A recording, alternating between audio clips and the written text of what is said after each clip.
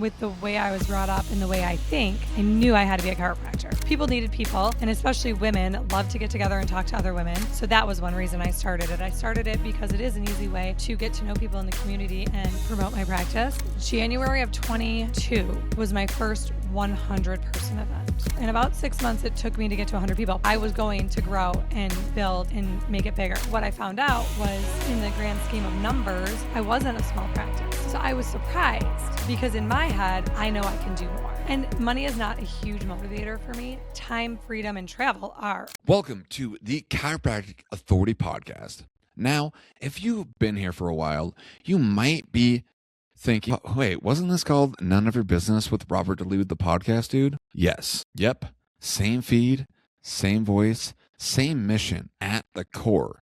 Just a clear focus. We didn't start a brand new show on purpose. Over the years, None of Your Business reached a lot of people, entrepreneurs, creators, operators, people overcoming challenges in their life, looking to build something real. And along the way, chiropractic kept showing up again and again and again.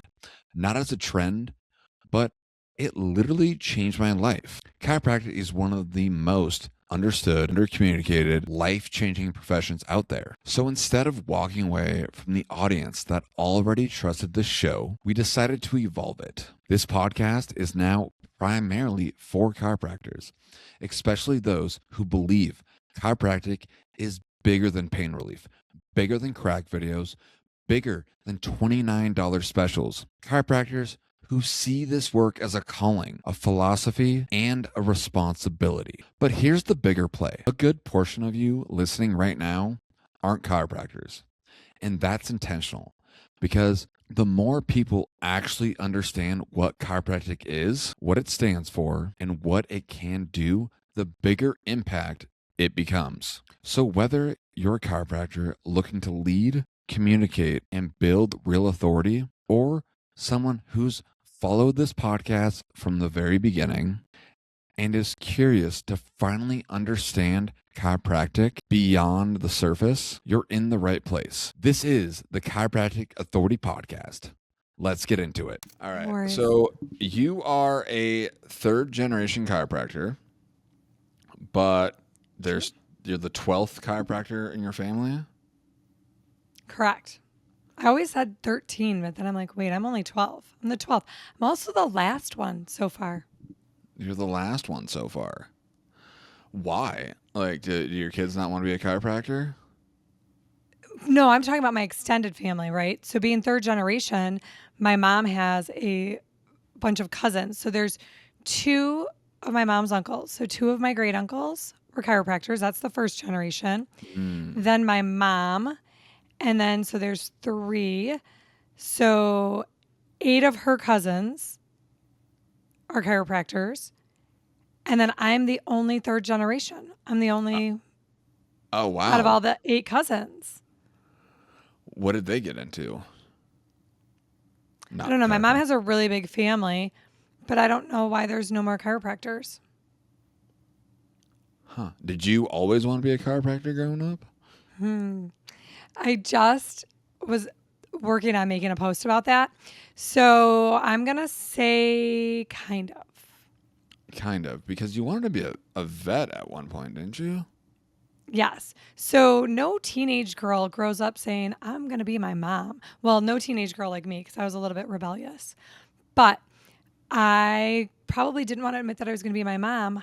So I was going to be a vet because I knew I wanted to be a doctor, and I don't think like a medical doctor. So I couldn't go into medicine with the way I was brought up and the way I think. I knew I had to be a chiropractor. Or not a chiropractor. But I knew I couldn't be a medical doctor. So everybody, you hear all these people like, oh, they couldn't get into med school. I probably could have. I didn't want to. Okay. Why? Why be a medical doctor? I don't think like them. Goes against... No, I don't think like a medical doctor. I think like a chiropractic kid. I grew up not getting so many things that other normal kids did. So I grew up not getting medicine. I'm not getting Tylenol, not getting Advil. My mom made different choices. We went to the pediatrician, but like didn't do the normal route. So I didn't really think that I would grow up and start giving that to other people. That's I knew fair. that the body was made to heal itself. And I know there's a time and a place for traditional medicine, of course. However, it wasn't a route that I could go because it wasn't how I was raised. So I am like I was raised the exact opposite. I was raised chiropractors are quacks. If you go to a chiropractor, you will die. My best friend in middle school, his dad was a chiropractor, and every time my grandma or somebody dropped me off there, they're like, "Never go see him," and I'm like, "Why?" They're like, "He's a quack." I love my family, but we are super unhealthy. We eat like processed food, like whatever you name it. The American dream when it comes to not eating healthy and taking care of yourself is my family. Uh, Love them, but that's just the reality of it. So, from when you were a kid, and like, did kids like take Tylenol and like try and offer you some, like if you had a headache or whatever? And if that happened, what was the reaction? I very clearly remember the first time it hit me that I was different. Because, one, when you're a kid, you don't know you're different unless somebody points it out. Nobody pointed it out, but I remember going to my best friend's house and she had a headache and her mom gave her Tylenol. I was in sixth grade. I then remember going home and looking at my mom and saying, "Well, mom, Julie's mom gave her Tylenol or Advil, or I don't remember what it was, but I said something." And I remember my mom looking at me and saying, "Oh, you think she had a headache because she was lacking Tylenol?" And I'm Oh, like, "No." I said, "But that's what her mom did. Like I don't remember getting headaches. I still really very rarely get headaches. But like if we got a headache or if we got sick, we got adjusted." And so that was normal. Like if nobody tells you that that's not normal, how do you know as a kid? And then Julie gets a Tylenol and I see it happen. Fast forward when we were a little bit older, Julie was really, really sick. And I remember, same Julie, going to my mom and saying, "Something's wrong with Julie. The whites of her eyes are yellow." oh, Julie had chemical hepatitis, a reaction from what they said later, all the medicine she was on as a kid from her ear infections. no way. Yeah. So she was in sixth or seventh grade. She was diagnosed. She got really, really sick, and it was from all the drugs. I'm not saying Julie's parents were bad parents because they 100% were not. But growing up in my family, we were just different, and I didn't know I was different. Yeah. So, I fully believe that if I went to a chiropractor when I was in middle school, there's a good chance that I didn't wouldn't have got it wouldn't have got addicted to drugs and alcohol. Well, drugs. I got into a car wreck in seventh grade. Um, like I was in pain. I went to so many different doctors. They wouldn't prescribe me pain meds. They would tell me just to do physical therapy, but never go to a chiropractor. It was always never go to a chiropractor. Then I got addicted to drugs and alcohol.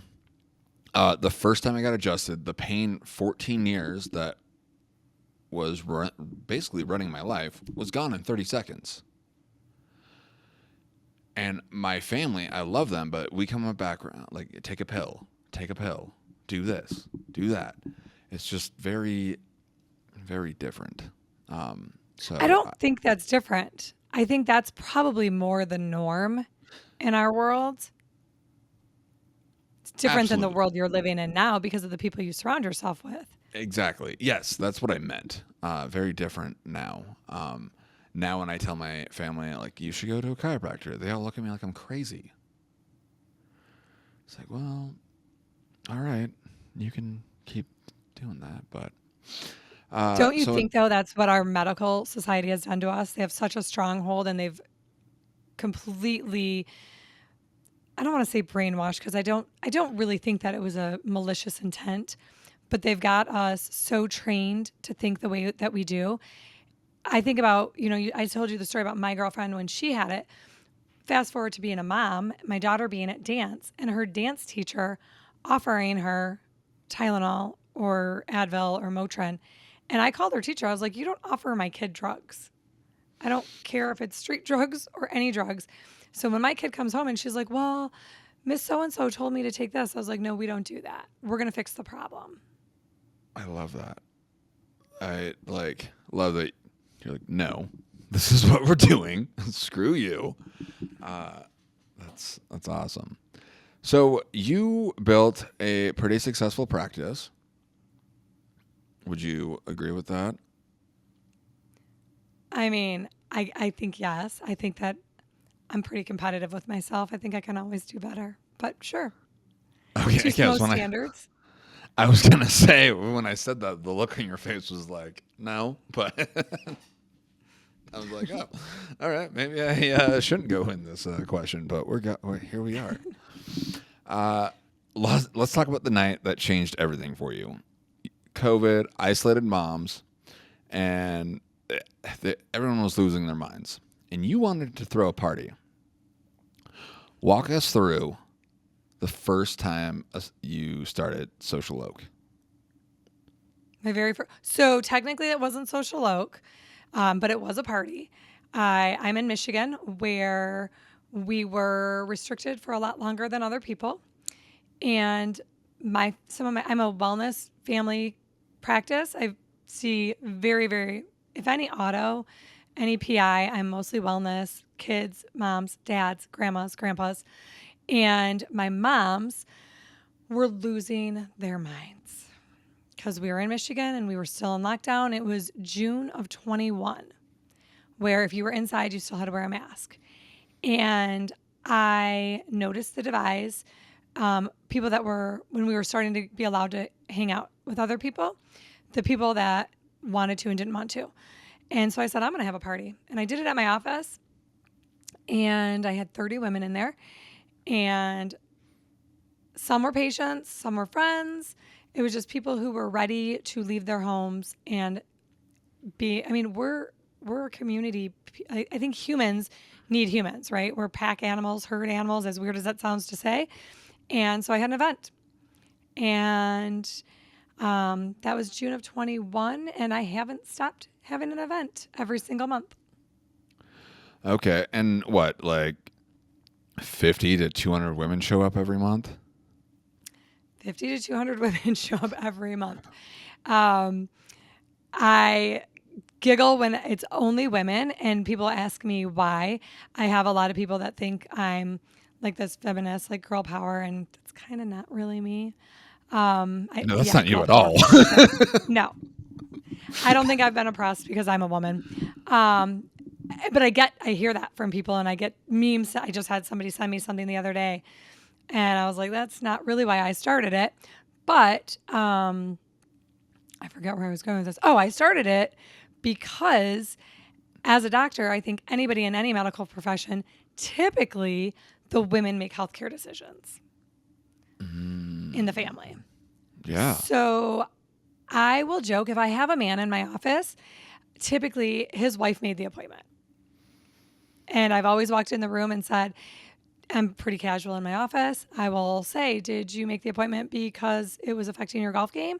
Or did you make the appointment because it was affecting your golf game and your wife didn't want to hear about it anymore? I don't need the men to like me. I need their wives to like me. So I market to women. Okay. And at these Social Oak events, are you hard closing people, or like what's that atmosphere like?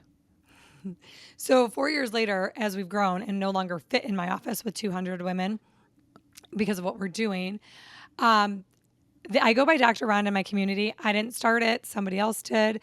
And half of them don't even know what kind of doctor I am unless they've already researched me. There are no sales at these events.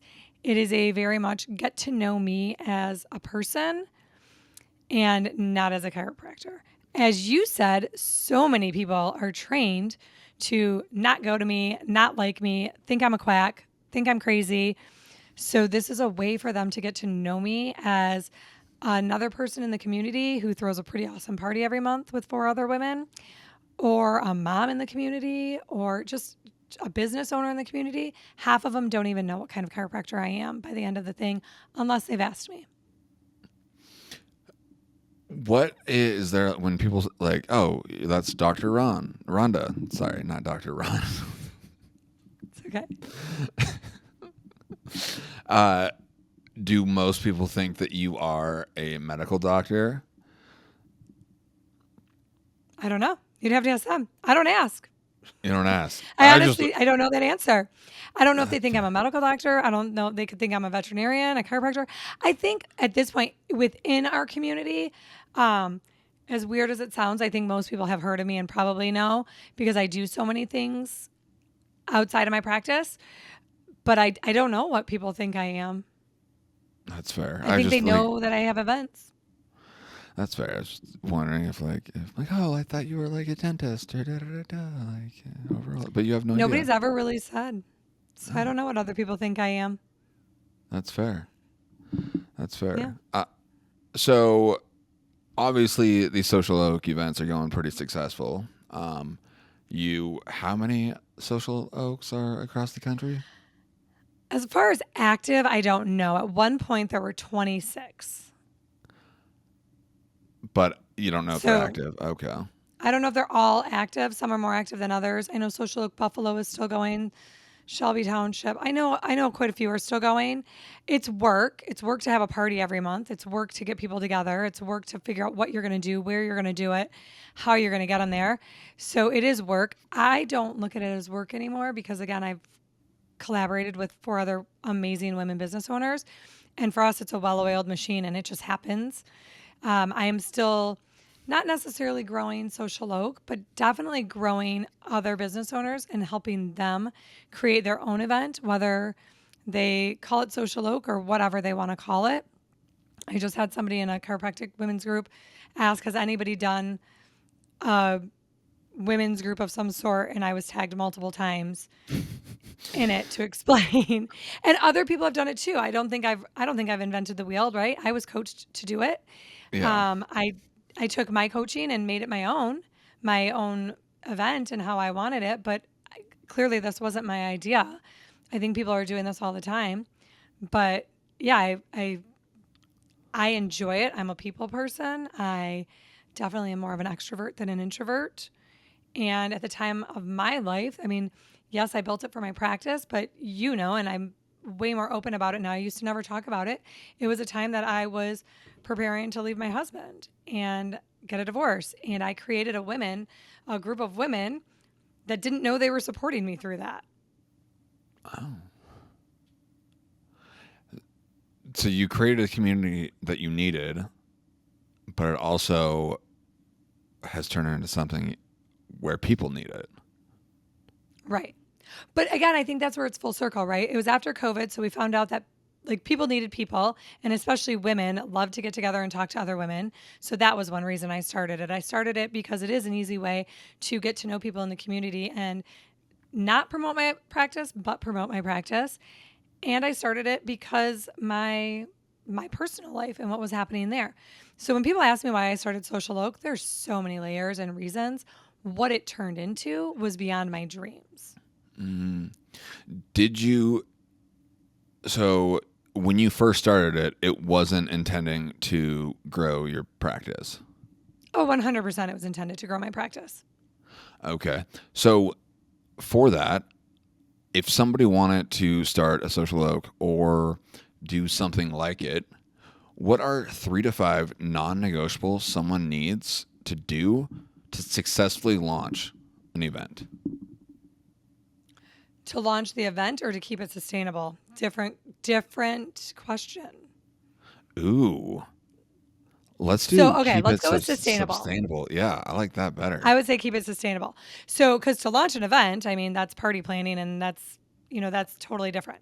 But to keep it sustainable, I have a couple of things that I really think that made me successful in Social Oak. One, I'm going to say I named it and I branded it. So, as a business owner, nobody wants to be sold to. We already talked about that, right? So, as a business owner, if I go to my friend and I say, hey, let's go to this thing my chiropractor is hosting at their office, immediately walls are going to go up and they think I'm going to try to sell them chiropractic. Mm-hmm. But if I say, hey, let's go to this event, it's this group of women called Social Oak and they do something every month and this month it's a wine tasting, and trust me, they're not going to be sold there anyway. But now their walls aren't up. It's not an event that they're going to be sold to. Yeah, we're just like a girls' night out, having wine, chatting, building relationships, and then like over time, what people just ask you, "What do you do?" and you casually just say that you're a chiropractor. Yep. And what's funny is at the events, they're like, "Oh, I'm not trying to bug you about what you do," when they do ask me. And I was like, it's never going to bug me. I love what I do.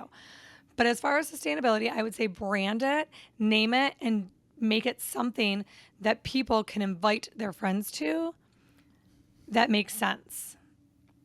That would be the Yeah. number one thing I would say for sustainability. Make it consistent. You can't cancel. You can't have an event. I don't care if there's 3 people at your first event. That's more than the last month event. If there's 3 people there, that's more than the last month's event. Do it anyway.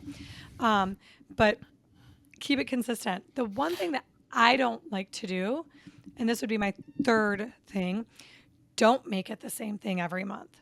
So I'm going to give you an example because it can get boring, it can get old. So at my events, they're typically the third Thursday of every month.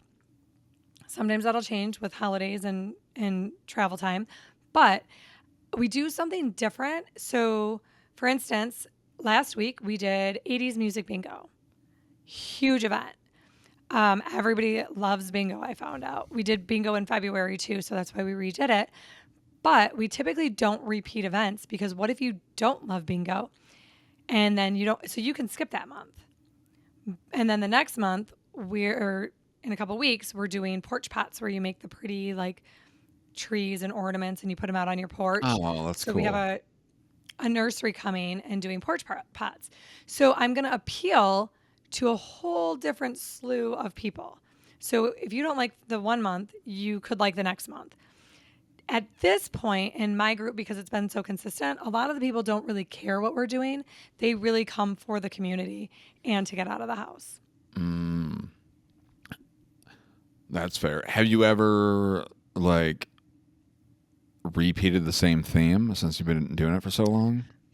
Over the years, yes. So December is, and this is more because of my target market, is always hot yoga.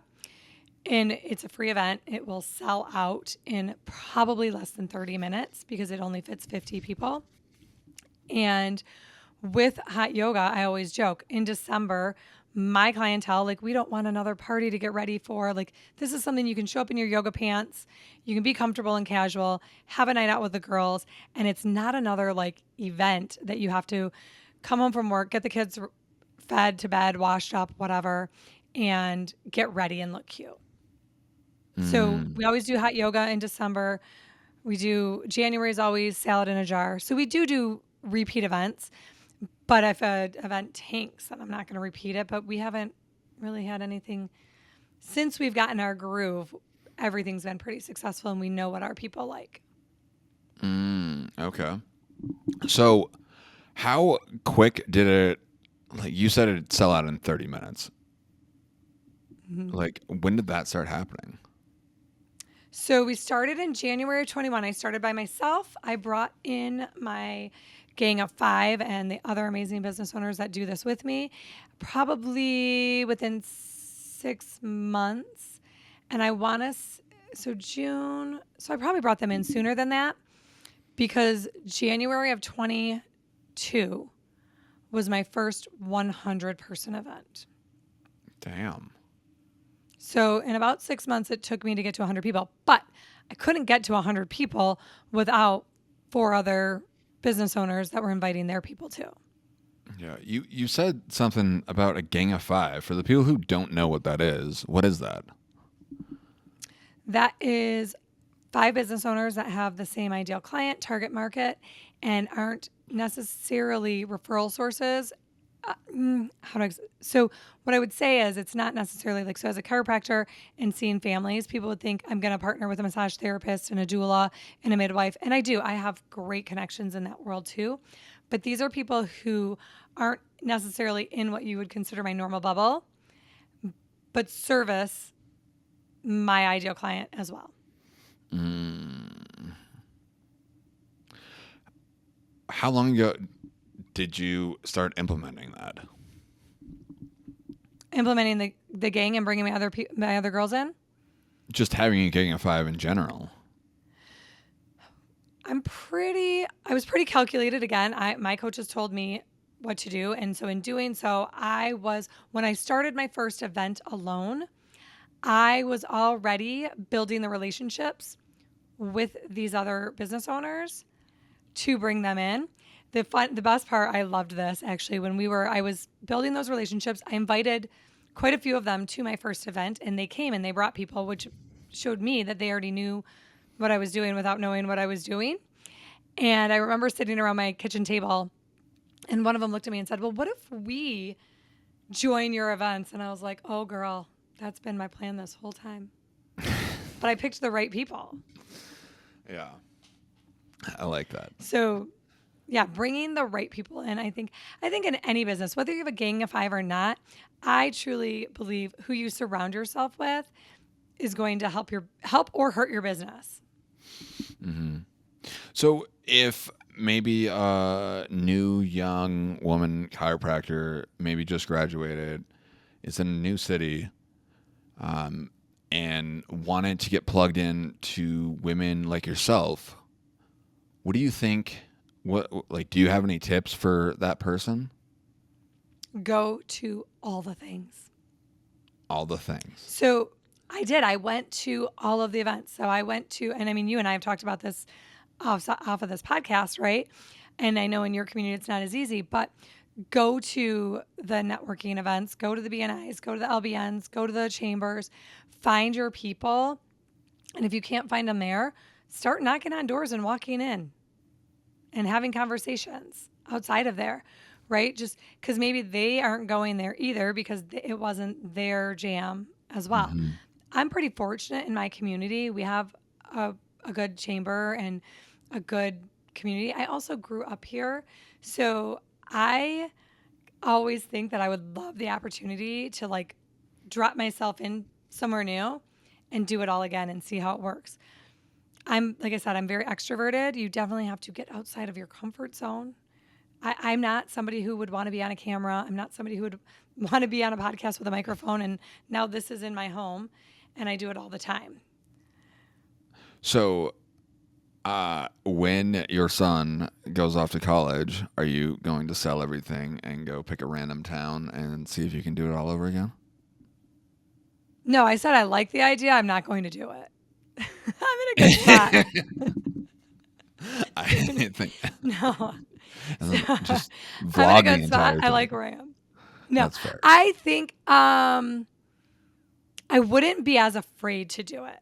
I don't have the need or reason to because now I'm doing coaching as well. So I'm setting myself up to live the life that I want to live. But I wouldn't be as opposed to it, but I'm super close. Remember, I'm 12th chiropractor, 3rd generation because I practiced with my mom. Yeah. Right? So I did cheat a little bit. I did walk into a practice and she definitely was extremely helpful and a huge part of my success. Yeah. When I started making all these changes, so you asked me, I have a successful practice. When I started making all these changes, I thought I had a small practice. So I was going to grow and build and make it bigger. Mm-hmm. So what I found out was, in the grand scheme of numbers, I wasn't a small practice. There's people who see far less people a week than I do and bill far less than I do. So I was surprised because in my head, I know I can do more. And to me, it's not always, money is not a huge motivator for me. Time, freedom, and travel are a huge motivator for me, which require money. But I never realized how good I was doing before. But I want to do better, and I want to help more people. I like that. Like, you're crushing it. So how do you market your practice on the internet? So I've never paid for one ad. You never paid for one ad? On the internet. Okay. So chiropractor, like everyone is buying ads, this, buy this, buy that. Why haven't you paid for one ad? Because we get 80 to 100 new patients a month. 80 to 100 new patients a month? We had a really bad October, though. I don't want to talk about it. But yes, and that's so again, my mom's been in practice. So why don't I? Let me start with this. I came into practice with my mom. She's been in practice 44 years, Dang. 41 years. I don't know, something crazy. Since 1981, she's been in practice. And you're talking to a woman who they didn't pay for this kind of stuff, right? Like the biggest expense she had was an ad in the yellow pages. And I don't even know if she did that. Like there Wow. was no like marketing, like it was like flyers and pamphlets and speaking and putting yourself out there back then. So, one, we are separate practices, but to convince her that we need to pay huge dollars to Meta, she was a solid no. So Wow. really, I mean, it's just not her generation. I'm not going to say she's a solid no now, but we don't need to for where we are now. Yeah. If and when I bring in an associate, I may have to start paying for ads to get more patients. I'm at a good spot. I practice 3 days a week. You know, she's there. She's actually there more than me, and she's going to be 71. My mom practices 4 days a week. I'm there 3 days a week, and we're doing what we want to be doing. I'm not saying that might not change, but being in the community alone has been working for us and for me. Hey guys, real quick. So, if you're a principal chiropractor and you're sick and tired of watching sellout clinics dominate in their market, but you're too afraid or you don't know exactly where to get started with social media, I created something for you. It's called the Chiro Authority, and it's on the platform Skool. Link is going to be in the description there. So it's going to have all my templates, all my systems, all my prompts, everything that I use for my clients to make them the go-to chiropractor in their market. I don't work with chiropractors who do $29 specials, who do crack videos, or make themselves look like a 12-year-old girl on TikTok. It's going to be $29 a month to get into the group. That is more just a joke because I hate $29 specials for chiropractors. The link will be in the description in this video or show. Would love to have you in there. And if not, I hope you are enjoying the show. So let's get back to it. So, yeah, that's great. You get 80 to 100 new patients a month? Well, between the two of us, and that's all I need right now for my practice. So as long as you keep your patients and you're educating your patients, yeah, I think I'm doing okay. Yeah. Good for you. Wow. I just with that, and you only work 3 days a week. That's why I'm like No, no, flabbergasted. no. I work 7 days a week. I see patients 3 days a week. Well, that's what yes, you see patients 3 days a week is what I meant. Yeah, I And have to keep correcting people, especially my children, that's fair. That's fair. because I work all the time, and I love it. I don't say that in a bad way. I love everything No. that I do. Between my practice and then between coaching people, I actually love everything I do. I'm not complaining. I'm very blessed to be able to be this busy and doing all the things I love to do. And I still travel quite a bit. You do. Oh, wait, you were in New Orleans like what, 2 2 weeks weeks ago? ago, You're going to Miami next week, next 2 weeks week before New Orleans, we were in Hocking Hills hiking. Tomorrow we might go somewhere just for the night. Just just because drive you and find can. where we land. I love that. Yeah. Yeah. So you're getting husbands of women who haven't come in yet. Oh, yeah. They're at a You started with candle. your getting husbands, and I'm like, I'm not getting anybody's husband. I don't want anybody else's husband. Back it up. I don't want anybody else's No, husband. no, that's so. Uh, when did you realize that uh, making friends with women was a key component to growing your practice? I don't know. That's a good question. I really don't know. I think like Probably as I became more comfortable and confident in myself in my practice, and I would walk in and talk to the men, because who I am right now talking to you and how I talk to you is how I talk to my patients. And I think as I got more comfortable, like in the beginning, and I was shy and timid, and are they going to like me? And am I going to be okay? And am I good at this? I wouldn't have those like very like out there conversations, or I'd be a little more shy.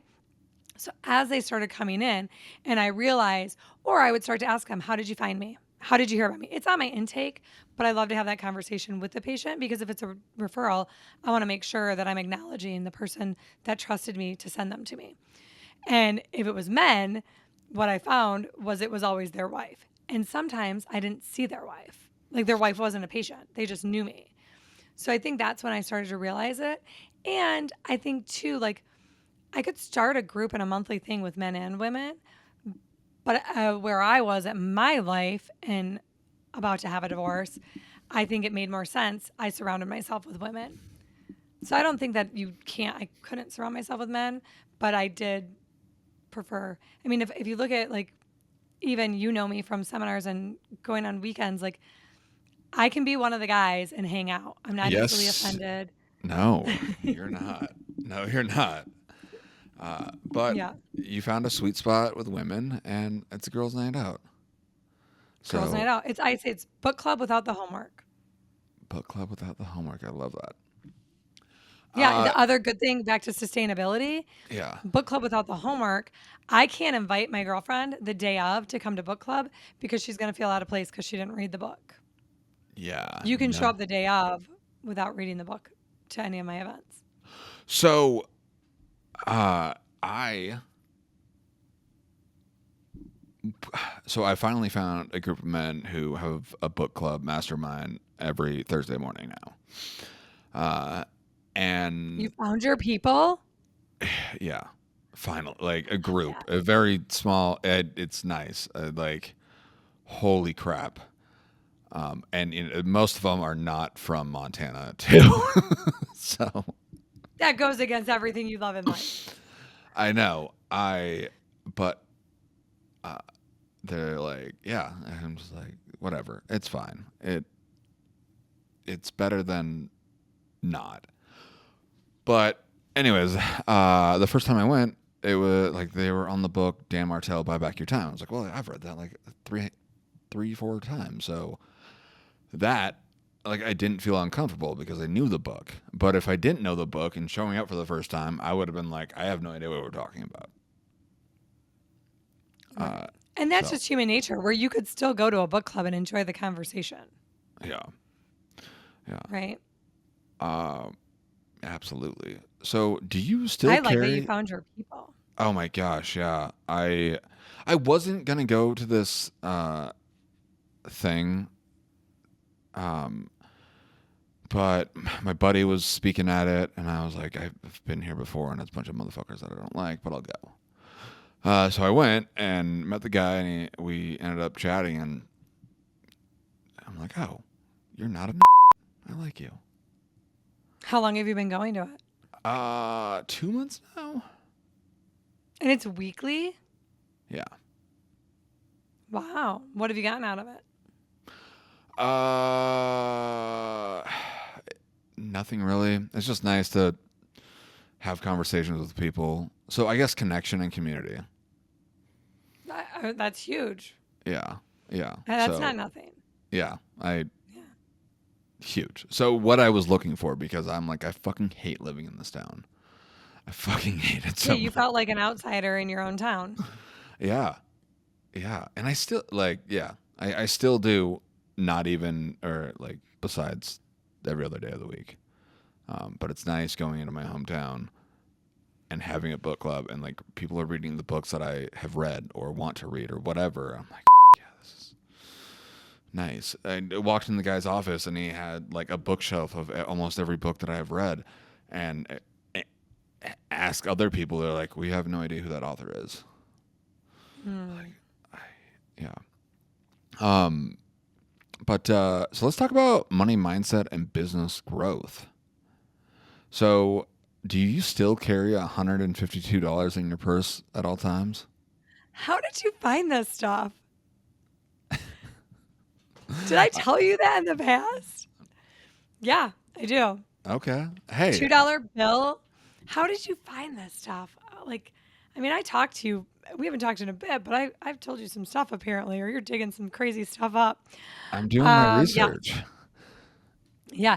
So the $2 bill was given to me for good luck. My mom loves $2 bills and is a little superstitious. She gave it to me when I was 16, and that will be 30 years ago on Wednesday. So Wow. it's my birthday on Wednesday. I'll be 46. So 30 years ago, my mom gave me a $2 bill that I still have. And then when I graduated chiropractic school, do you know this? Do you know why it's $152? I know that she gave you $50 at graduation, Uh-huh. but I don't She gave me know $50. how the other 50 came into play. It came to another 100. So she gave me the $50 at graduation. She told me, because my mom is big on mindset, she did raise me to that, which is really fun because I actually had to sit her down and call her out on something, not in a bad way, but I was like, Mom, you're not going to like to hear this, but you are the one who taught me to think like this. But when I graduated chiropractic school, she said, you are currently the poorest you will ever be. All the debt, like starting a practice, so she handed me a $50 bill and she said, if you keep this on you, you will never be broke.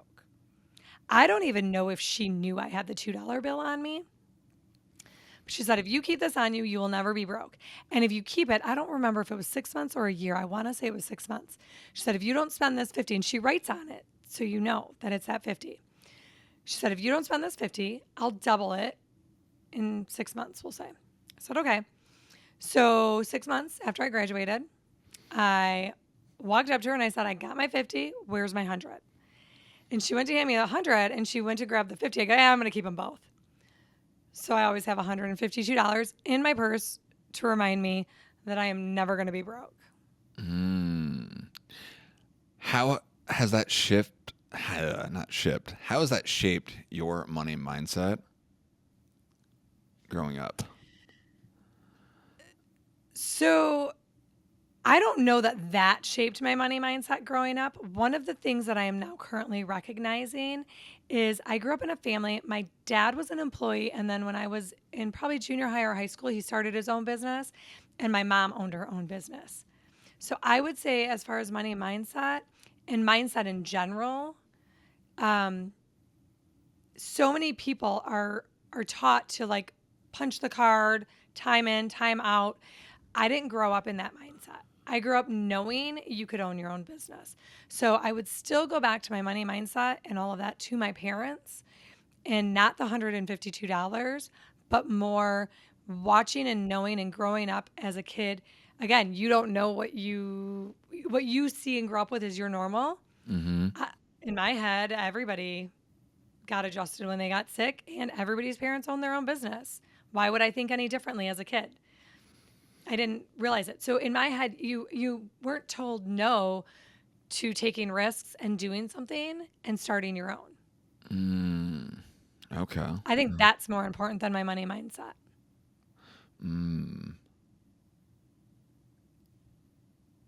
That No, probably didn't answer your question, did it? no, but I like that. And you just threw, like, it's a good thing that you threw me off. I just like the Yeah, atmosphere that we surround ourselves in, it matters, especially growing up. growing up is so much more important probably because it's really hard to shift something from what you've always believed, right? So I have always believed that you can own your own business. Like I don't I talked to two people today that were connected to me and they wanted to talk to me about business and opportunities and things that they could do. And it's interesting. I think both of these women will be crazy successful and good at what they do. And they already are without realizing it. But again, if you grow up not knowing that it's a risk to open your own thing and do your own thing, but it's a totally doable thing. I never knew that it wasn't doable. I didn't have two parents that like worked 9 to 5. I had parents that built their own businesses. So if you saw, I don't know if you saw today, my 16-year-old son, about, I want to say a year ago, probably started dabbling in it. But within the last 6 months, he's been going to thrift stores, thrifting. He knows exactly what he's looking for. He's looking up the labels, he's looking up the tags, he's knowing what he's purchasing. He's keeping track of how much he spent on it, and now he's been reselling it online. I So remember you posted something today, about that a while ago. But anyway, sorry, yeah, go. well, no, that's okay. Today, I mean, we did it on Monday or Tuesday. I started it, but he got all of his paperwork back. He's formed his own LLC. He's 16 years old. And Good he for looked at me him. the other day and said, Mom, should I get like a real job? I was like, what do you mean a real job? Well, like, should I, like, my friends are bagging groceries and caddies and doing stuff at the golf courses. And I was like, you can, but you're making more money than them doing something you love on your time when you want to do it. Good for him. That's yeah, good for him. Heck yeah. That and But he's I don't 16. think that yeah, but I don't, now I think that I'm beneficial because I'm a business owner and I can help set him up with it. But he still looked at me and said, should I go punch a clock? Mm, So I had to say, you can. And maybe it's worth it to realize how much it could suck to work for somebody else if you can do it on your own. but But it's going to take away from your own business that in currently I would be willing to bet, I don't know how much money his friends are making. I would be willing to bet that he makes more money every month doing what he does than somebody who's going and, you know, bagging groceries at the grocery store. Not to say that bagging groceries at the grocery store is a bad job. It's not what I mean. no, but just okay, so in Montana, somebody bagging groceries probably 16, $17 an hour. Because And how many hours? Because if they're kids, right? Like if he's 16 and he's yeah, working, and now he's given up his whole weekend. yeah. Yeah, making maybe 5 hours a day, or the weekend working eight, whatever. Then you take out taxes, which you take out taxes for business too. But then you like hating it, so he's probably making more money Right. doing. And now that he owns his own business, he's sitting down with my financial planner next week to start investing his money for his retirement. Damn, you just set him up. I know he doesn't know how cool I am. Can you tell him? Send him a message. Okay, well, that's He has awesome. no idea. That's way cool. Yeah. And yeah, what he just got his license too. Yep. He turned 16 a month ago. So he can go. Were you taking him to the thrift store before? Dude, this kid was so like he would convince his friends to take him. I would take him and drop him off for hours. He goes to these big conventions. Like this is a whole thing, and I'm way too old to know much about it.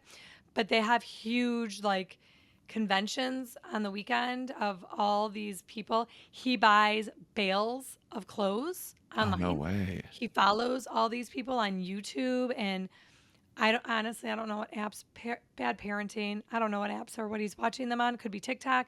He follows certain people. I was listening to him because he'll listen to them and watch how they do it, and he's learning from them. He's messaged some of them to get tips and tricks, and I heard a guy like I was making dinner and he's sitting at the table, and I heard a guy like, "Oh yeah, Vance knows my shipping comes really quickly, and Vance has bought bales from me, so he saves money to buy like in bulk." So yeah, Good for he has a him. whole room at his dad's house with lighting and cameras and like the backdrop and now Oh, we've given him a logo and an LLC number. that's awesome. And before that, he was what detailing cars at like 14 or something. Yes. Yeah, but he wasn't as consistent with that. He'd be like, "Mom, I want to make money tomorrow.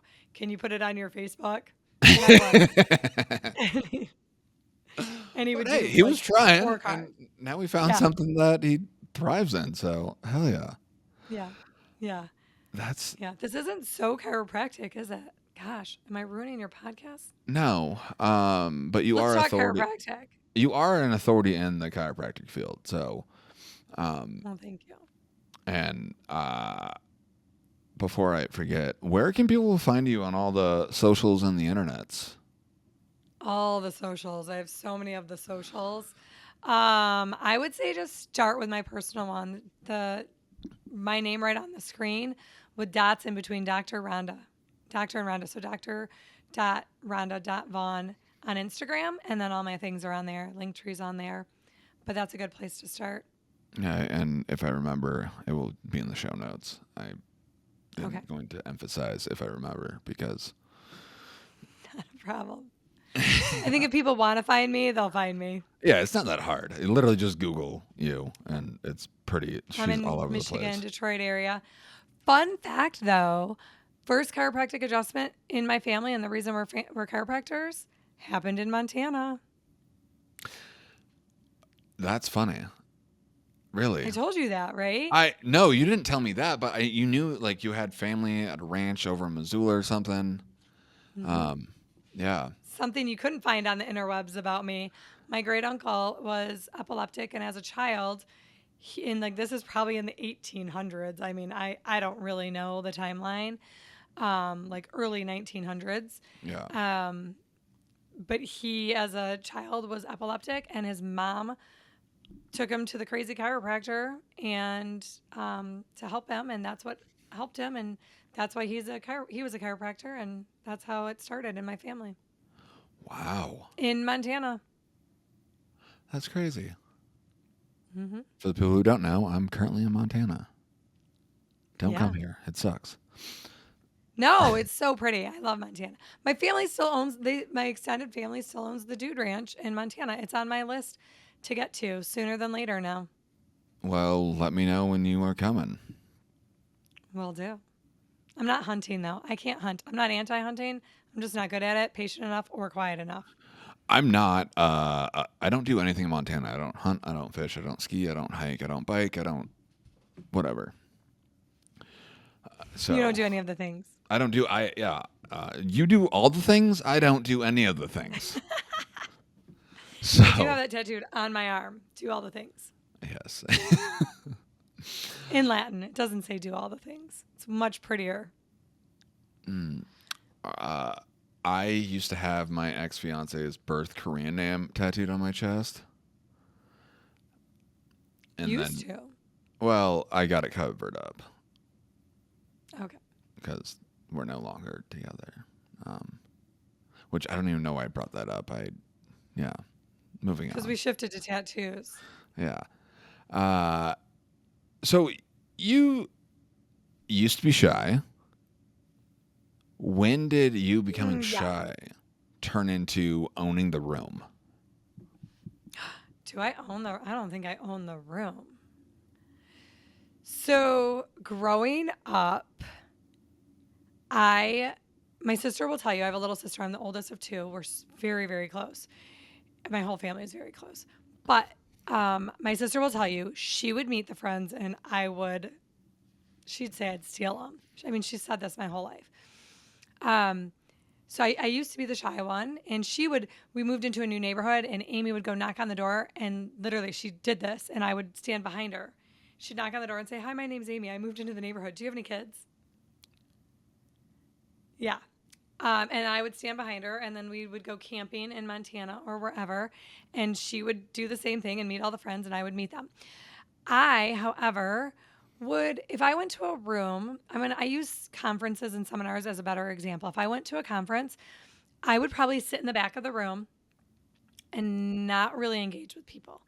Now, fast forward to who I am today.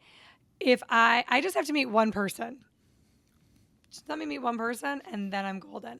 I don't know that I command a room, but I am very curious about other people and I want to know everybody's story You telling and me how that I you can help used to them. be shy, like I would have not believed you because you're so outgoing from the second I met you. I feel like the first phone call that we had, you were going to jump out of the phone and like high five me. Yeah. So shy is definitely the right word in the beginning, but I think really what it is I love, love, love people. Even when I was shy, I wanted to know everything about everybody and I want to know how I can help other people. I love to see people win. I love to see people healthy. That's why I love chiropractic. I think being adjusted and being healthy is the best way to win. So I love that. So if I don't get to know people, I can't help them. Yeah. And maybe I can't help everybody. I know that. But I want to help everybody and I want to see everybody win and be at their best. I'm a people person. You are. You are. Uh, so let's get back on chiropractic. Do you think Yeah. chiropractic schools is lacking philosophy, and why? I'm going to give you a very outside cuz so I'm not very involved with a lot of young chiropractors right now, and I'm not very involved with the schools. I think that when I meet new chiropractors, they aren't chiropractors. They're not. So yes, I think they're lacking all of that.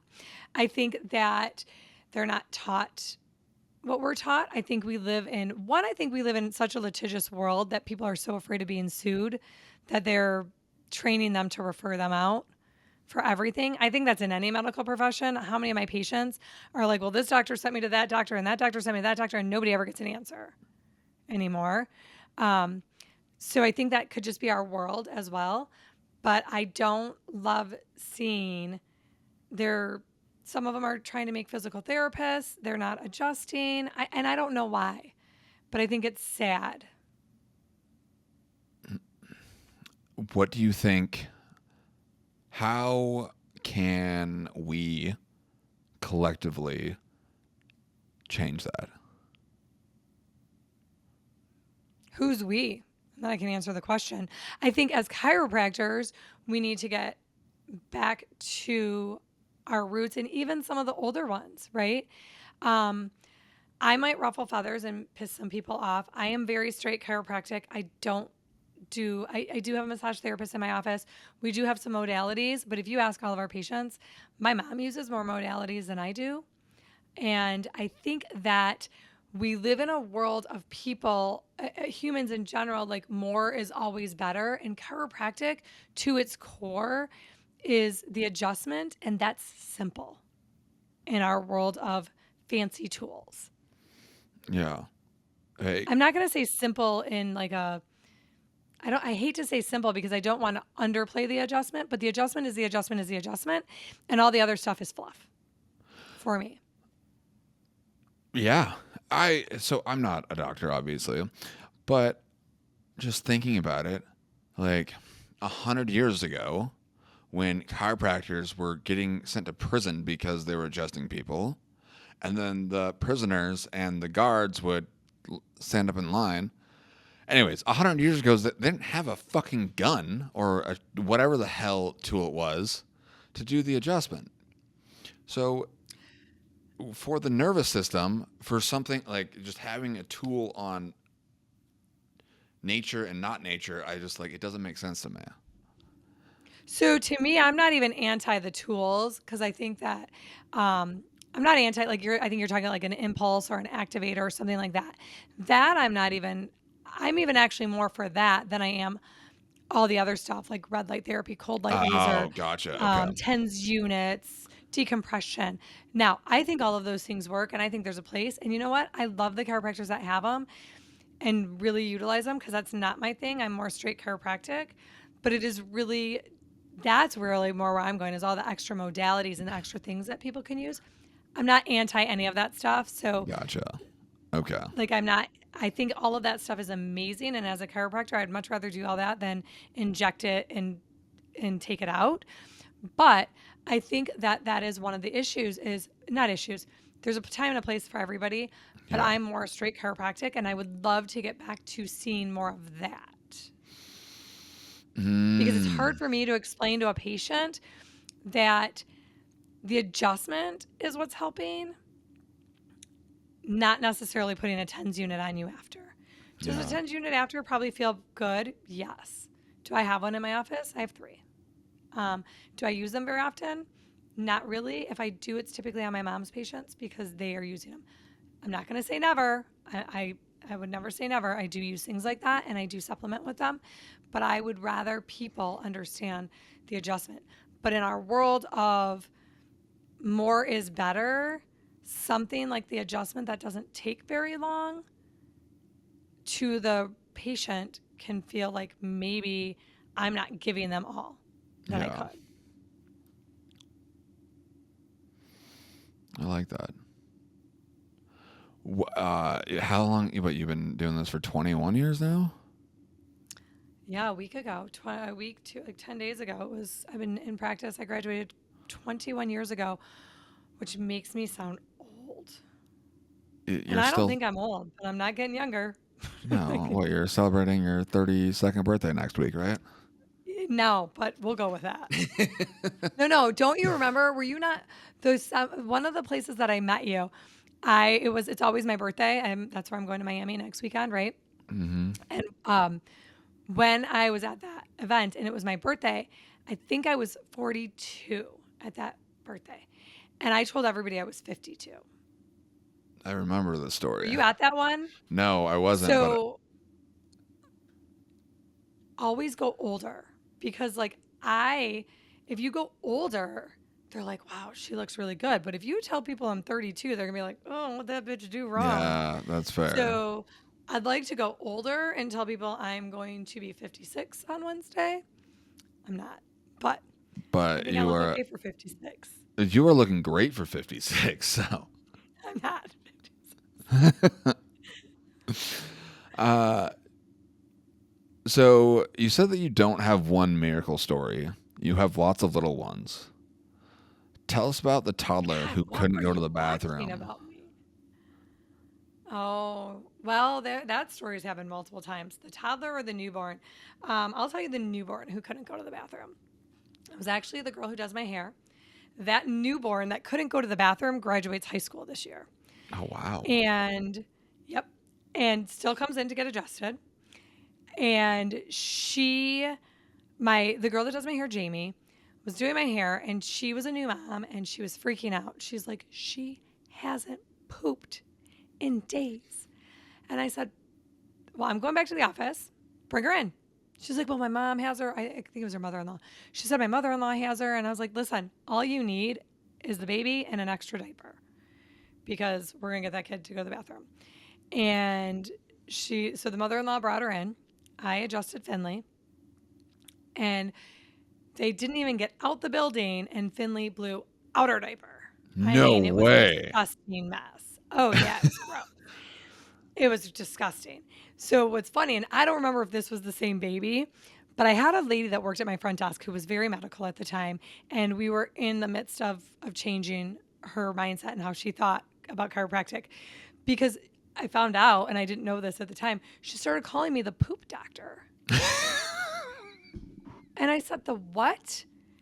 She's like, yeah, so many people come to you because they can't poop. And like, that's not something anybody would go to a chiropractor for. But she's like, I've watched you do this with kids and even adults. I had another whole family, saw the wife through 2 of 3 of her pregnancies because I saw after her first pregnancy and I saw that baby. The dad I found this out later, wouldn't come to me because after he would come to me, he would have diarrhea. No way. Yeah. And he never told me this. The wife told me years later. And I said, well, and I never push. I'm not pushy. Like, I'm not here to make you change your mind on chiropractic, just like you're not going to change my mind on some of the things medical doctors do. Mm-hmm. So I can educate you and tell you what I know, and you can make your own decision from there.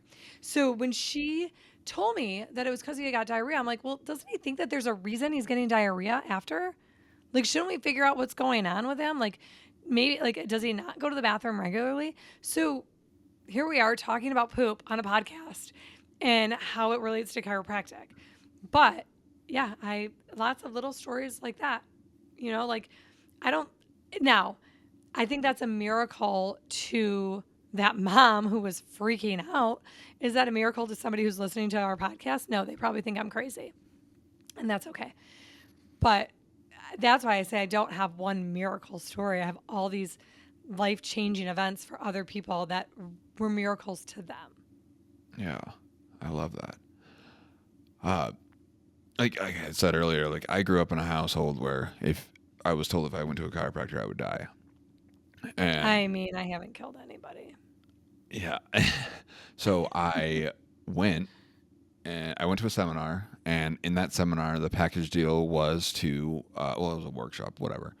In that package deal, it was to get adjusted, and like the flight over there, I was like, I'm gonna get like, it's gonna be a bag of potato chips. This is gonna be awesome. Like hell yeah! I get it on the table, like, and this doctor does spinal network, and I like lifted up my arms, exhaled. She lifted up my legs, told me to get up, and I was like, oh, all right, maybe like she's gonna like, like crack my neck while I'm like sitting on the table. Then she's like, how do you feel? And I was like, are we done? She's like, yeah. I was like, well, I feel like I got ripped off. Then she's like, how's your shoulder? And I was like, holy shit. Pain gone. So it just like chiropractic was a miracle for me like that. Just like how you have had, I don't know, you've been doing it for 21 years. I'm not going to say a million patients, but you have had thousands of I've probably patients. seen a million patients. Yeah, I mean, not really, but probably pretty close. Yeah. Millions of miracles that between you and your mom through that office, it just they're when like that is because of situations like this is why I'm so anti-adjustment videos, is because I would watch Oh, I those. was, yes, sorry.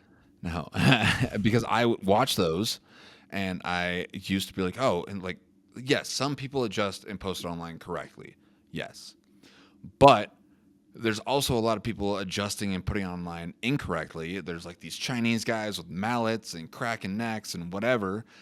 That's fine, but also somebody educating your patients when you think it's about the crack, but really the crack is just the gases leaving the subluxation, not actually the adjustment.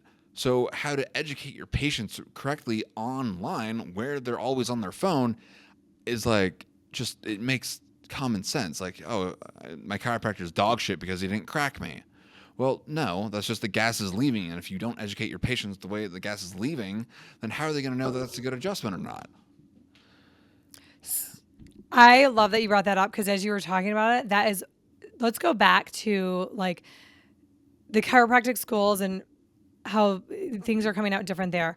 But now I think that you've hit on something huge, and these chiropractors that are doing the whole like clickbait of all these audibles, and yes, audibles happen, but now I have patients that come in and they see one, or they're scared because they're doing these crazy adjustments. I'm not going to name any of them because I don't want to get hated on later. But they're doing these crazy adjustments, and that's one, they aren't going to come to me because they're afraid that's what's going to happen to them.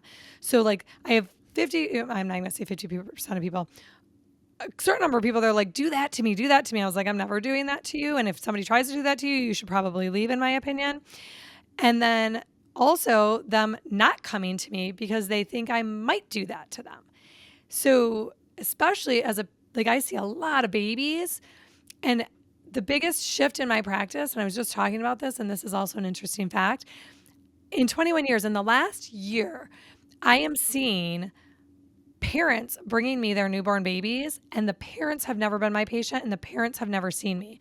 First of all, thank you to whoever referred them, and thank you to those parents, because that is a huge amount of trust when you hand me over your infant little itty bitty Yeah. baby that's days old. That to me is my probably my proudest, biggest compliment that I love about my job, when these parents are handing me their babies and they've never even met me and they trust me to do it, especially when they go back and they see these videos online. Because the first thing out of my mouth is, have you been adjusted? And if they say no, I will then say, what I'm about to do to your baby looks nothing like what you have seen on the internet. What's their So I response? think those, thank you. Because I mean, you know they're scared. You know Yeah. they're not scared. You know that they have questions and whatnot. But I think that like I mean, you're a big social media guy, a podcast guy, like, so you get it, right? Like, I think that that's important. But you see these crazy things on the internet, and now I have to educate or uneducate the people who want it that that's not. I don't know what class they taught them that, Yeah. I right? don't know either. Um I haven't been there in 21 years. I mean, I've been there, but I haven't been in class in 21 years. I don't know if they're teaching it there now. Yeah. And so, you've said that you're turning 56 jokingly next week. But Nobody's ever going to know how old I am at this point. when you graduated school, how much debt did you have? Over 200,000. And my parents paid for the first 4 years. Oh, it was over 200,000 even back then. Mm-hmm. Oh, okay. I thought, okay, then, because like kids now, it's over 200,000, and then Yeah, it was right around. I mean, just over 200,000. I think it's higher now. yeah, And my parents paid for the first 4 years for my undergrad. that's cool. So, yeah, but over 200,000. And I laugh because I only have 10 years. So I graduated in 2004. So my interest rates were really, really low. So even talking to my financial planner, this is a side note and not really relevant to chiropractic, but interesting. I would rather invest money than pay it off because I'm under 2% for my loans. So I do have 10 years left in my student loan because I graduated 20 years, less than 10 now, but it was a 30-year loan. And my payment is nothing compared to other people that I went to school with because of when I graduated and where the rates were at. I don't know where your point was going with student loans and being a chiropractor. There's a whole lot of talk about that right now, right? Well, it's just like the NSNBC in Colorado. It's like $250 to go take that test. I don't know what that is. Or is it MSNBC? There's so many initials I forget. But whatever, like you have the fourth Exam? You're talking about like boards? Yeah, So our board exams, like national boards? yeah, the fourth. So we have 4 parts. Yeah. There's 4 parts to our boards. And that's to get your license in a state. So just like like you go to school for so long, and then you got to like go to Colorado and take that test. And then when you get out and you get licensed, then how many people, the shock waves, the injections, the whatever are coming at you? So the point is, where I'm going with this, do you think with how bad student debt is why people go less chiropractic just to... They can make more money. Yeah. Yeah, I can see that. You don't have to go to Colorado to take your boards. That's why I was confused. I think they pretty much offer them anywhere a school is. So like I took mine in Iowa. I did take part 3 in Atlanta. I think I took that. I think it was part 2 or part 3. I don't know. But yeah, so are they getting into all those other things to supplement their income? For sure. So how often this is really sad. Like in all these chiropractic Facebook groups that I'm in, how often, and it's always an anonymous person, what other thing are you doing to supplement your income? Mm-hmm. And I don't necessarily know that that's because they're a bad chiropractor, but we weren't taught business. Yeah. Right? Nobody, and in my coaching realm, like when I coach business owners, I actually only had one chiropractor. I actually coach a lot of nurse practitioners who are kind of in the same boat, that they have gone to school to be a nurse. They've been a nurse for years and now they've started a business. Nobody taught them how to run a business. So are they failing because they're bad chiropractors? I don't think that. I would hate to think that. I think that nobody taught us how to run a business. That happens in lawyers too. How many lawyers are out there that don't have a successful practice? So I think that's just, that business aspect. Yeah. True. All right. I got a couple last questions and then I'll let you go. Yeah. Yeah. All right. So let's go back to sitting in Beer Tube in East Village, talking to Fred. Beer Stube and Fred Barge. I know where you found all this now. I know where you found this. Yeah, Fred Barge. If you're not in chiropractic, though, nobody's going to know who that is. Yeah. Okay, what's your question? So, and he bought you a rose. He did. If you said, if you could go back to that hour right now, what would you say? If I could go back to the hour right now, I would ask him, I would want to know, like you asked me, how do we fix the schools? Yeah. What do we have to do to make chiropractic and if he could just like do one thing to make chiropractic back to what chiropractic was and what he grew up with, because I mean he wrote some of the green books, Mm-hmm. right? So what does he think? Where did we go wrong and how can we fix it to make our profession bigger, better, and stronger? That's what you would ask him? That's what I would ask him. I What think do he'd you? have a lot of opinions too. Yeah. I like that. All right. Yeah, I think I was a little. I think I was shy when I met You him. are. I mean, he was my teacher. First of all, he was my teacher. He was my teacher, and I was shy when I met him. So I probably didn't ask him half the questions I should have asked him when I had the time to. So, I guess, who do you go to ask those types of questions now? In the chiropractic profession, I love Jack Borula. Yeah. And I will still text with him. If my daughter is actually a neurology major right now in undergrad at Loyola in Chicago, and she's going the medical route. I know why. I'm not mad at it. We'll see if she can actually get through medical school, not because of her brains, but because of, to be quite honest, her vaccination status. And if she switches to, like I did, and accidentally admit she wants to be her mom when she grows up, I always tell Jack that I'm sending her to him. So Why she'll have to Sherman go. and not one of the others? Because I believe Jack's mission is to make chiropractic and keep chiropractic chiropractic. I like that. I truly believe that about Jack. I don't know that the other places have that. Yeah. And not because, and probably because I don't know, but I do know Jack's mission and I do know Jack's heart. And that's where I would send my daughter. Okay. I'd like if I thought about going to chiropractic school because I'm like, okay, well, VO3 and AI, like people can type in to make content. Like I think that's a fad and it's going away, but each day it's getting better and better. So is my job and what I do gonna be gone? So No, AI's not taking over. well, maybe. What about when I'm 50? Hopefully I'm like have other assets by the time I'm 50 and I don't need to do it. But like thinking long term, like what? It's probably not going to happen, but I've thought about it. And my point is, if I go down that route, I would probably go to Sherman.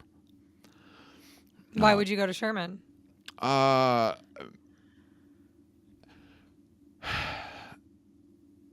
honestly, I've heard positive things from Sherman. And like, again, it's a hearsay, but out of like Life West, I've heard like bad things there. I might go to Palmer, but Sherman just because I don't know. I've only heard positive things from Sherman. That's it. Yeah. And maybe that's the circle we run in. And I would say I don't know that I would go to Palmer. And I think that if my daughter went anywhere, I would push for Sherman right now. I have a feeling she would try to lean towards Iowa. One, it's a lot closer to drive back to Michigan. And two, her dad is from Iowa. That's where I met her dad. So she has grandparents in Iowa. So Yeah. I like that she would have family there. But I I also think that my daughter would be strong in her philosophy because she was raised by a chiropractic mom and Yeah. grandma. Yeah. So there's that too. I actually love that my daughter is going the medical route because I think we need people that think like us in that world. Yeah. Absolutely. That's when, not when, but I guess, yeah. How was, like, did she always want to be that? Not always, but like, when did you learn that that's what the route that she wanted to go in? Again, she's crazy smart. She's probably smarter than me, but don't tell her that because she already thinks that. But my daughter has passed out her whole life. She's passed out since she was little, Really? and she didn't like, yeah. And she's been adjusted since out the chute, um, like minutes old, and she's never sick. She's very rarely sick. Um, she has a chiropractor in Chicago while she's there. I found her a chiropractor. I put my credit card on file, and she goes to a chiropractor there, and she'll realize when she doesn't because she starts to get sick. And, but she started passing out when she was a little girl, and she hates the answers. So she wants to do more research. But yeah, she's a neurology major, and we'll see if that's what she does. I think it is. I don't know that she'll get. I don't know how she'll get through residency. We'll see about that too. Um, but again, not because she's not smart, but her vaccination status.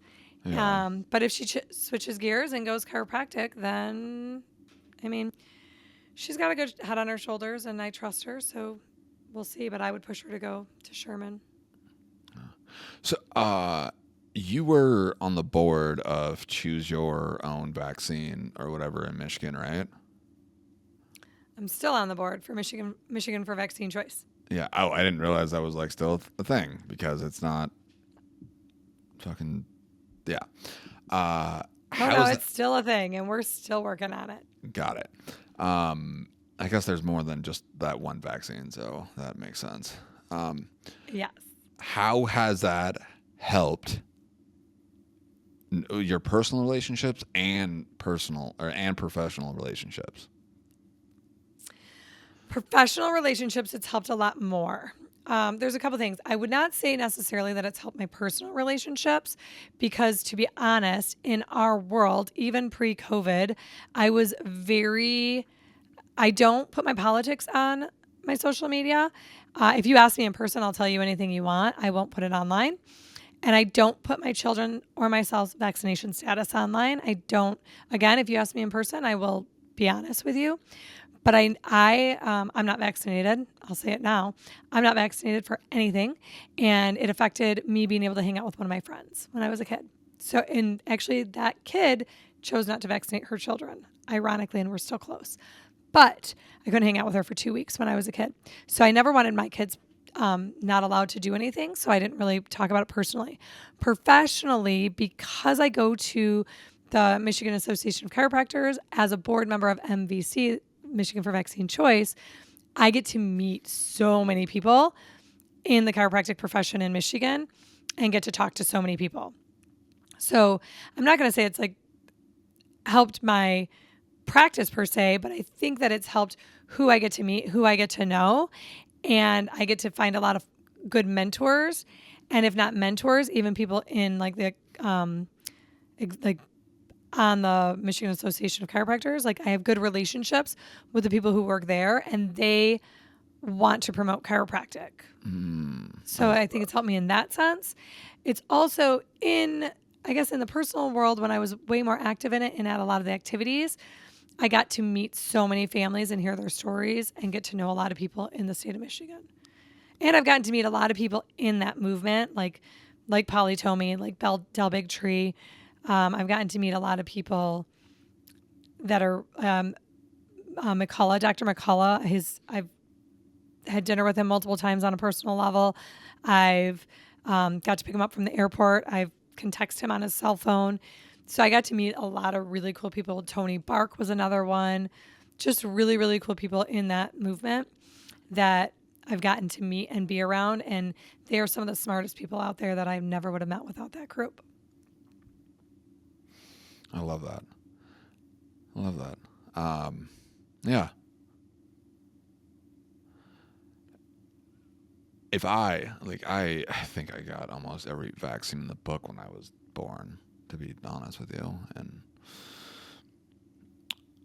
if I ever have kids, that's going to be a different conversation for sure. Because, yeah, It's definitely worth a conversation. I am at these, I think as I'm getting older, like at the seminars, I had a guy, he's like, I don't want any vaccines out there. I'm like, I don't care if there's vaccines out there. I really don't. I mean, in a perfect world, would I want them gone? Probably. What I don't want is you to make me get everything you think I need. yeah, That's what I don't want. And that's what Michigan for Vaccine Choice is for. It's for choice. absolutely. So you practice with your mom. Mm-hmm. You've probably had some of the biggest fights with her. Were they more personal or professional? And what does she still do now that still pisses you off? You don't have to answer Our this. biggest fight. No, I'll answer. It's funny that you say it. So we're actually for the first time in 21 years talking about me buying her out and the succession plan and how it's going to look. That actually just started probably last week. She's going to be 71, and she'll probably never retire. So it's ironic that she's going to become my employee. For the first 2 years of practice, I was her employee. She let me build my practice, keep my patients, and then be on my own within the building. So most patients don't realize that we're separate practices. Our biggest fights in practice had nothing to do with practice. It had everything to do with my son being breech and what my plans were with my midwife. And it was a huge blowout fight. Like I left crying. It was, screaming in the office. That was our only fight. No, that wasn't our only fight. That was like the only thing that I would consider a fight. Yeah. Have we had disagreements? 100%. Typically, it's not practice related. My mom gave me, I'm not, and I probably don't say this enough to her. My mom let me do pretty much whatever I wanted in the office to grow our business. There's not a whole lot that we've ever disagreed on in the office. Maybe the ugly yellow color, but she finally let me paint it in 2020. The color was terrible. I hated it. And she probably hates the color that I picked. Our office is so much prettier now, though. But not really any fights. And if we do have fights, just the way my family is, I mean, we'll have a fight and 5 minutes later, we're still family, so it doesn't matter. That's fair. That's fair. Yeah. All right. So you are a chiropractor, you are a coach, mother, daughter, entrepreneur. Who's your ideal coaching client? So if somebody's listening and they are looking for a badass coach, why would they be a good fit to coach with you? So the people that I like to work with the most, one, if you're not going to make any changes, don't coach with me because my job isn't to do it for you. It's for you to do it yourself.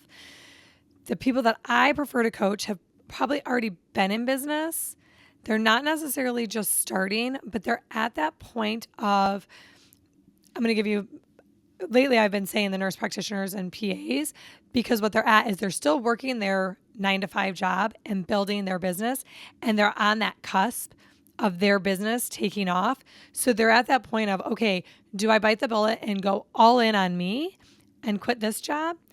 And then I help them get to that point that they can quit that 9 to 5 because all in on them is working for them.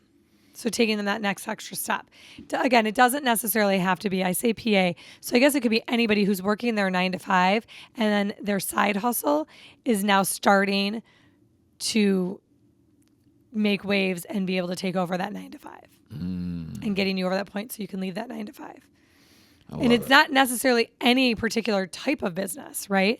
I have med spas. I actually, one of my favorite clients right now is an addictive medicine PA. Oh, really? Yeah. She's in Kansas and she owns an addictive medicine practice. So she's helping people get off of drugs. But I've had insurance agents, I've had financial planners, I've had chiropractors, I've had all over the board. Yeah. All right. I love it. Well, Rhonda's awesome. So go find her on the social webs and, get connected with her, go follow her, do all the things because she does all the things. And last question for you, Rhonda. Does pineapple belong on pizza? No. Why? If you ask me what won't I eat, my answer will always be pineapple on pizza. Blech. Well, thanks. That is one of my like legit in dating. Okay, because that's a common question in dating. They're like, "Are you picky?" No. Is there anything you won't eat? And my answer will always be pineapple on pizza. But I'm not an asshole. If you really want pineapple on pizza, I'll take it off and eat the pizza. Well, thank you for your time, Rhonda. I appreciate you.